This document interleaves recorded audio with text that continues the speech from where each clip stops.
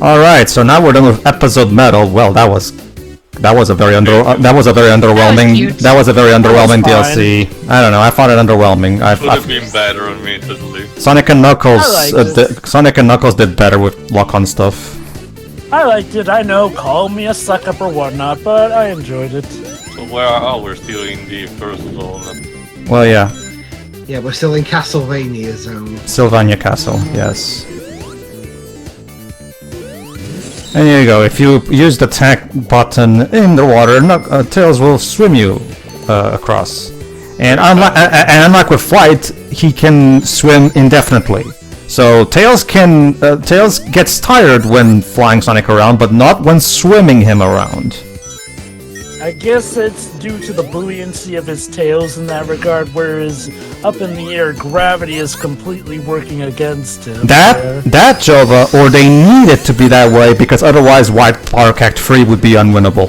Because of a specific section that we'll see. That is possible, but I do like coming up with scientific reasons as well.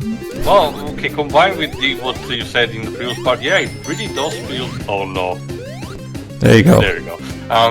It really does feel like Tails is more of an accessory rather than an extra character. The problem is that they don't get... It's kind of like what, I forgot who's, I think it was Emperor that mentioned how Laylee feels compared to Yuka in the Impossible Lair. That's the thing, too. The problem is that we never had an option to play as Tails. Like, even when we play in co-op, it's always player 1 doing the Sonic stuff, whereas Tails is controlled by player 2, but he can't do much aside from the tag moves.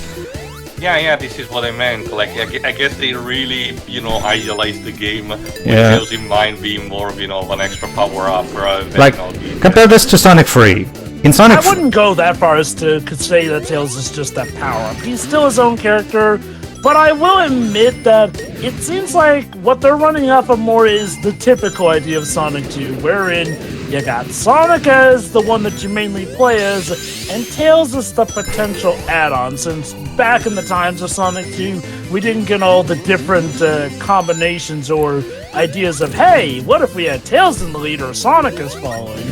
I'll say this, the best outcome for one player in this thing would have been to at least have let you swap on the fly who's in the lead. Like Triple Trouble 16-bit does. But why though? Why revert to Sonic 2 logic? Like, this is supposed to be a sequel to Sonic 3. Why are we reverting? Because Sonic 4 Episode 1 reverted back to the logic of, the first game, I guess. But Yeah, like I've mentioned, it's heavily speculated that the third episode of 4 was going to harken back to Sonic 3 and Knuckles. We pretty much have touched base on this a lot. my problem is that my problem is that it should have been that from the very beginning of episode 1. I mean, I can get what they were trying to do. I'll say this, had Sonic 4 Episode 1 just been good, I've been fine with the gimmick of, okay, each episode of 4 harkens back to a certain classic game in its own cute and special way. Like, I don't feel like it's inherently a bad idea. Granted, yes, the mannerisms of trying to please critics or purist fans with Sonic 4 Episode 1, that was definitely an issue in and of itself. I mean, But I won't act like the concept of going back to Sonic roots in that fashion was inherently bad while working our way back up to the likes of Sonic 3 and Knuckles and potentially even beyond. my problem is that after Sonic Generations, to have another Sonic game that is heavy on nostalgia just felt redundant, even by this point. Well, this came about before Generations. No, episode 2 came out in 2012, Joe, after Generations. Oh, no. Oh! Okay. I thought you were talking about Sonic 4 as a whole, Well, sure, with episode 1, I can at the very least give it some slack there, but for episode 2, I think Johnny put it best. This is supposed to be a sequel, guys. I mean, again, they're going with the idea that this harkens more to, again, the games of each installment. I get that. And to give it credit, it does take some cues from Generations as well, with the aesthetics and even some of the music tracks, as we'll see later, specifically with Metal Sonic's race theme, which we get near the end. Hold on, Teo. First Shiro, Yeah, go on, Shiro. I I feel like we're missing something a little bit here. I'm not sure if we mentioned it at the beginning of episode 1, but this wasn't supposed to be a Sonic 4 in the first place. Yeah, we already talked about that, Shirai. We talked about We already talked But about that's that. what I'm saying, though. It's like we're discussing it now. Oh, sure, as Shirai. though it was originally conceptualized to be a Sonic 4, Yeah, but- and I feel like But, no. but here's the thing, Shirai. They're selling this to me as Sonic 4, therefore I will judge it as a Sonic 4. That's my To be thing. fair, though, we can't blame Dimps, though. Like they. Oh, I'm not blaming developing Dimps. Sonic I'm blaming 4 with their Sega. own little thing. Well, then, in that regard, though, I get that it's a name, but even calling it Sonic 4 in that regard doesn't necessarily obligate it to be like, oh, the absolute sequel in regards, when they're pretty clear that this was supposed to be a throwback. Otherwise, we might as well be getting mad at Mega Man 9 and 10 for reverting to some of Look, the... and guess what? Yeah, and guess what? think I people do. did get I mad. do. I do. Oh yeah, some people did, but most people didn't, because most people are like, okay, I get what they're doing with, these games, going back to the roots. Because Although I the will games did, Sorry. keep in mind, the game still sold well, so if people were really mad about it, they sure didn't show it with their wallets. Okay, although here's the thing. I will say one thing in defense of my number 9. My number 9... No, I'm talking about Sorry, Mega Man 9 sorry, and 10. sorry. I will say one thing in defense of Mega Man 9. Mega Man 9 did have the excuse that we haven't had a classic style Mega Man since 8, which was in 1997, I think. Yeah, it was 1998, on the I think. play. 1998, right. When Sonic 4 came out, we already had a whole slew of 2D games by Dimps. So I felt like the throwback. I felt like there was no need to be too throwbacky. My question, 2D games, yes, but not necessarily classic style ones. Go on to you. Well, my question, Jove, instead is actually more simple as someone who really normally is not into this franchise. Were people really that nostalgic in terms of, having the backward mechanics of the first Sonic game?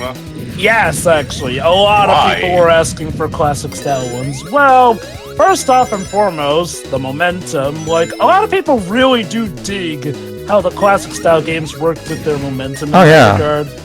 And yeah, like I mentioned, there were some purists, but okay, let's not give them credit. Let's give credit to the more sensible folks here and there. Like, no, believe it or not, as hard as it is to describe, Sonic does have different appeals in both his 2D format and his 3D format, essentially. Yeah. Also, Joe, I want to mention this. We just call ourselves a red ring. Guess what? The red rings do fucking nothing.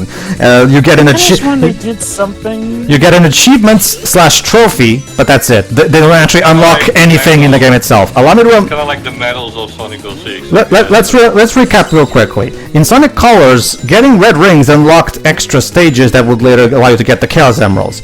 In Sonic Generations, they unlocked various pieces of music and screenshots for you. It's stuff in the gallery, basically. And in Sonic Forces, they unlock a lot of customizables for Yeah.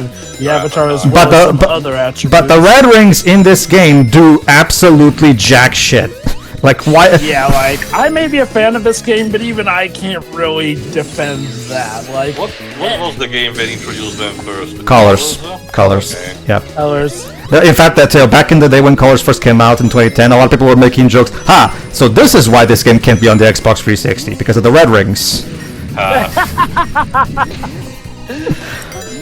But yeah, no, I mean, again, I like Sonic for Episode 2, but I won't deny it still does have its fair share of dims, what were you thinking moments. That said, one thing I do like is that you can actually use Tails' flying move to save you from some trap holes or bottomless pits here and there if you time it well. So basically, instead of making level design that has less bottomless pits, they instead give you a way to escape the bottomless pits.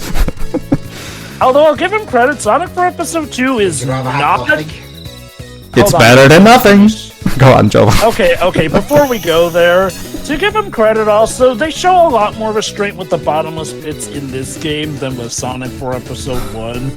Like, by a huge margin. And also, you actually get proper warning for that stuff, too. Yeah, you do. So you can be plan fair, better yeah. for We it. saw an icon just a... Basically, they're reusing the billboards from Sonic Generations. That's the basic gist of it. I imagine that. All right. It's like see here's the thing. Allow me to address that because yeah, Johnny also brought that up and made a good point. Yeah. See the problem with yes, it's a good thing that you can restart the special stages if you're about to mess up, and it's much easier to do it in this one compared to the previous episode, so kudos to that. But like Johnny said, if you do that like I did, you're gonna be hearing that opening riff to this track over and over, and yeah, it gets annoying after like the 10th time in a row. All this takes is sheer iron, patience, and will, and the saint of a god. And I'm guessing also muting the TV and listening to something else in the background. Yeah, I was gonna say Like the Werehog battle theme from Sonic Unleashed. Yeah. See, the thing is, That's all well and good unless you actually have to hear when the rings are Actually, up, in which case you're screwed. I like how in the brain scratch run of this game, Johnny got so tired of this track that he decided to edit in the Sonic 3D Saturn special stage theme. So That's my favorite. That's my favorite one yeah, out of same. Well, it's a lot of people's favorite. It's regarded as one of the all-time great special stage themes. So I do appreciate that Tails getting hit, he doesn't No. lose his rings. no, it does not. I think it was in That the being original Sonic 2 where you had to worry about Tails losing. That being said, They knew to have this. that being Now said, we got the tether. That being said, Johnny brought up a good point in his review. The half-pipe stretcher again, isn't this game supposed to tie into Sonic CD? Why not recreate the UFO special stages then? Yeah, but then later on in his review, he was saying they just keep reusing stuff that was on like 20 years ago. And I'm Well, like, yeah, but here's the CD one. but here's the big difference. The UFO special stages have never been reused, unless of course you count Sonic Mania, I guess.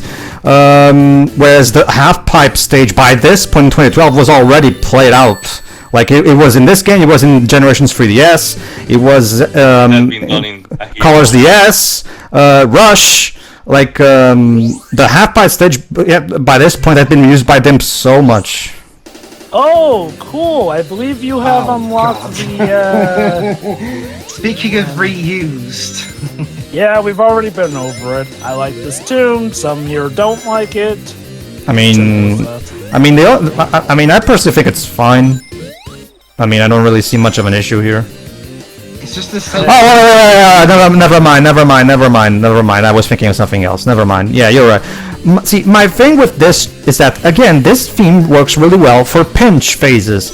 I feel like we should have had a different, again, like in episode 1, a second boss theme to go along with this one, like the first episode did, because the I problem. can agree with that. I like this boss theme better than. Okay, I do like this bit. Actually. Yeah, this yeah, is. this You're thinking, bit. oh, is it going to be No, the this colours introduction again? is really good. Especially because I think, was this the first time in this series they did something like this? Yeah. Yes. They fool you into thinking it's just going to be another classic rehash, but nope, it's a brand new boss. The only We other heard two your major- complaints. The only other two major cases that I remember are in Mania, where you start with the Deathhead robot, and in Forces, where you have the extra goon.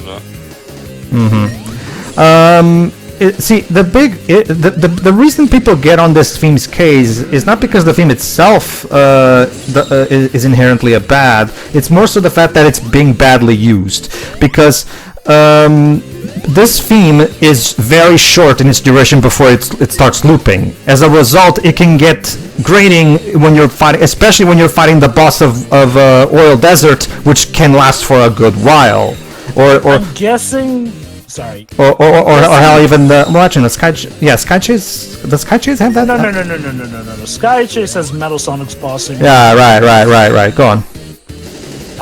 I guess the mentality is that, well, the boss themes from the classics could also be relatively short and on a repeat as well, so this would satisfy as well. That's just my guess as to the mentality of it. Like, lucky for me, I like this tune enough where I actually do enjoy listening to it for a good bit.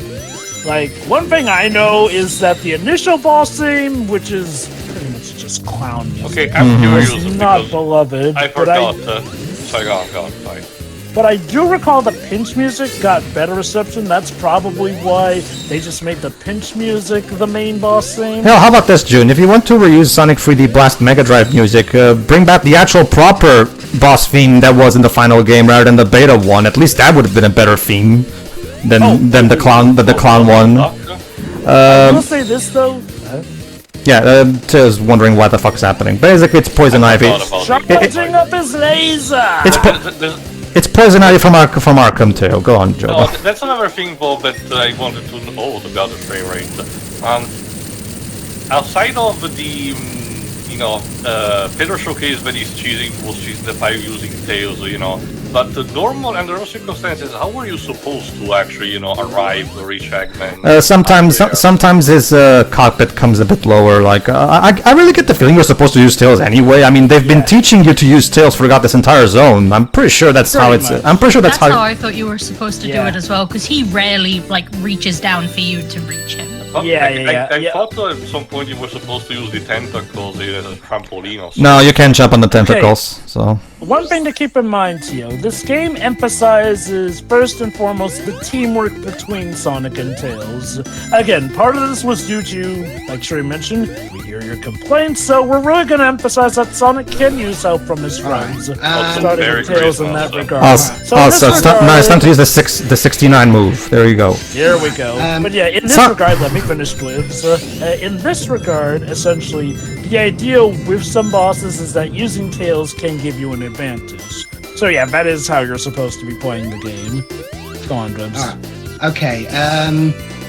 While I am always willing to cut Sonic Team and in this case Dim some slack for level tropes, because what original ones are there left at this point? I do appreciate that this time they're at least taking the next best step and combining tropes together that makes sense. Like in this case, a Snowy Winter Wonderland combined with a theme park. Indeed. Hence the name White Park. Yeah. Yeah. Also, the 69 move is unintentionally hilarious. It's kind of the opposite of that one rival stage, because that had a theme park with lava. Tails must feel very uncomfortable when doing the 69 move of Sonic. He's intelligent enough, Pedro. He'll be fine. Besides, if the ending of Forces is anything. I forgot. Yeah, No, Jova. Remember, Jova. My joke is that he's gay for classic Sonic, not modern Sonic. Remember, Pedro, ever since Sega thankfully threw out the mandate, classic Sonic is Sonic, but younger again. So, there's a joke I could make. Sonic and Tails are gonna have to have an awkward conversation. So wait a minute, hold on. But if Tails is still relatively younger, does that make him being gay for classic Sonic, Okay. I mean, are they within the age of consent? Yeah, I guess they are. I mean, they must be, because if modern is 16, then classic's probably 8. Although you do realize this means that Tails is pretty shallow, because he only loves Sonic when he's younger. It's not even just that. Like I said, the only reason I even make that joke is because of the poor way that particular moment is animated. Because it doesn't look like he's reaching with his hand. It looks like he's just throwing himself at him. He wanted a hug, damn it! Well, Shiroy, that can be true, but my theory can also be true. So unless we get so we can both be right, we can both be wrong. Who knows? I don't know. Based off of what Ian Flynn said, you're probably sooner gonna see Sonic and Shadow than Sonic and Tails. Anyway, but yeah, no, I actually really do dig the visuals of the stage, both before and after you enter the amusement park. I mean, the visuals are, in my opinion, the visuals are the best part of the game.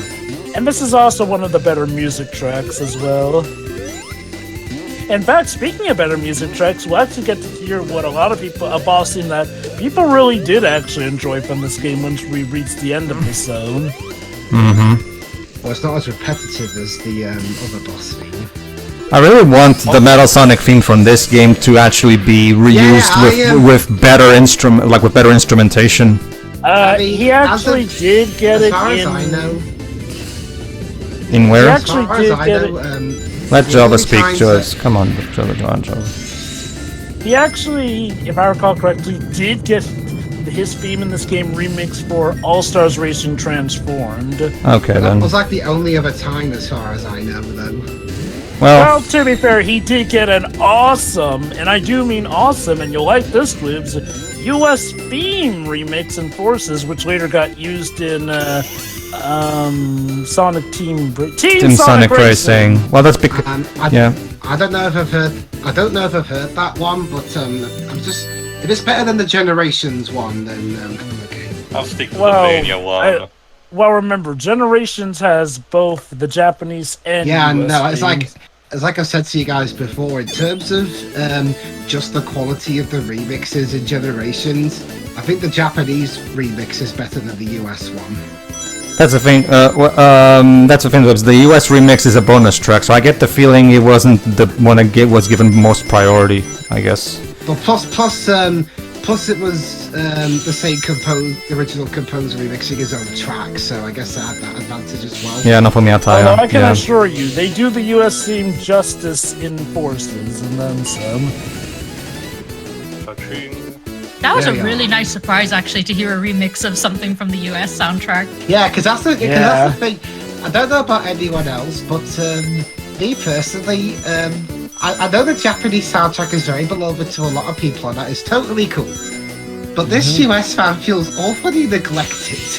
Oh, yes. I will say this. There are certain... Why did you... I was just checking if I had enough rings, just in case. Okay.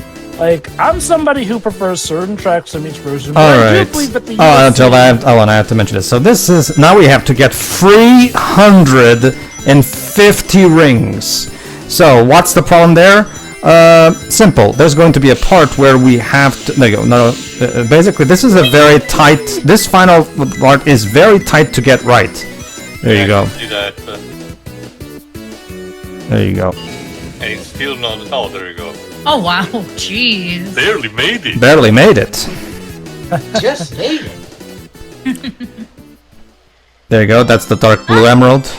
The damn Yeah. 4 Chaos Emerald, but To this day, the US soundtrack is not available on like any music streaming service anywhere. Yeah. actually That I do have a question which you guys probably have, being fan of series, probably have already know and been told 100 million times, but why was there a divide in the soundtracks in the first place? Because there was some basically like we've said in various there was the Sega Japan versus Sega USA thing was kind of a problem. Like the two branches of the company sometimes a lot of times wouldn't get along and stuff like that. I've actually got a couple of other reasons that I know of. Go on. One, Sega of America really wanted to make use of that new sound recording studio that they recently opened. And two, apparently they felt that the Japanese music, because of its genre, was way too overexposed and common. So they wanted a more unique, different sound in the US soundtrack. Okay, to answer your question to you, believe it or not, we have never gotten an official reason for this one, but the most widely agreed version is akin to what Dweebs mentioned. They thought that this would be best for different markets. Me personally, I feel like both soundtracks are pretty great, and I will say that the US theme does deserve its dues here. That said, for me, it's a back and forth on which ones I prefer. When it comes to the Water Zone, I prefer the US version.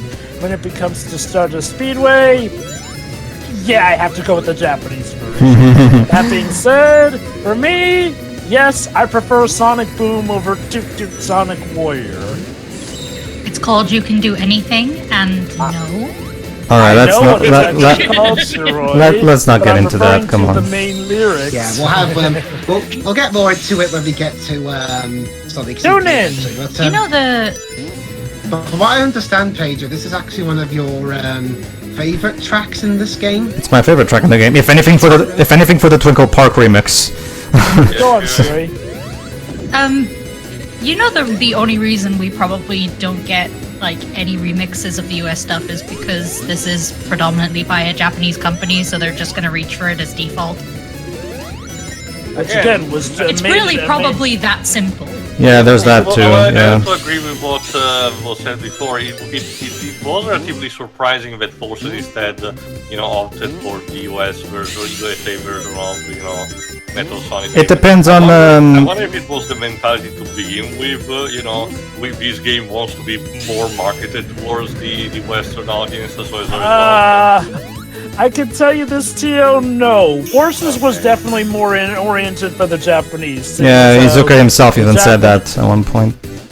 basically, Sega of Japan, again, don't have total confirmation, but it's to believe that Sega of Japan, definitely were going for a more Japanese angle with Forces, whereas Mania was going to go for the more American touch, supposedly, to the point of even having Western devs.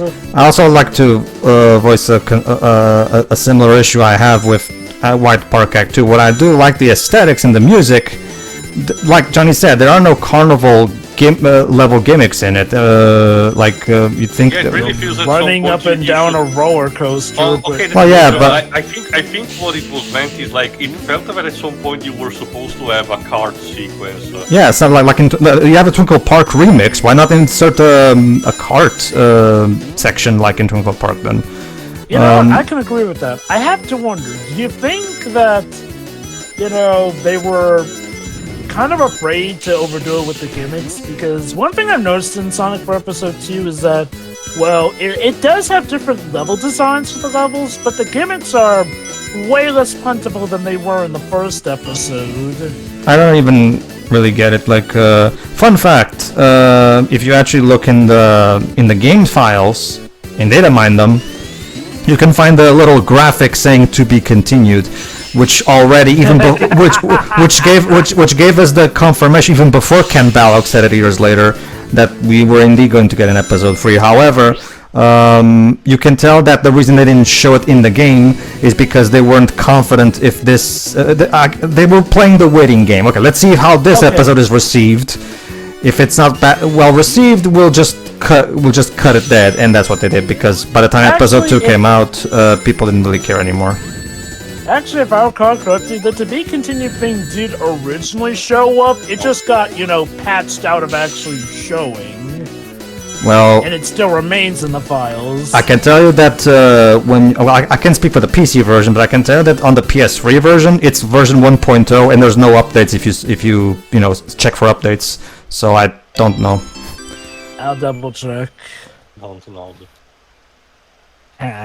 Not that it matters really. The truth of the matter is that it shows that they were planning for episode 3, but they were kind of playing. Okay, let's see if this game is well received, unlike the first episode. And now DMC is basically stuck in the Dragon Ball Z mine. Well, it's like I said, the constant speculation was that Episode 3 was going to harken to Sonic 3 and Knuckles. The main reason people even thought there was going to be an Episode 3 was because of, the clear landing lights for a sequel. Oh, I'm surprised you're ending the part before you finish up White Park Zone.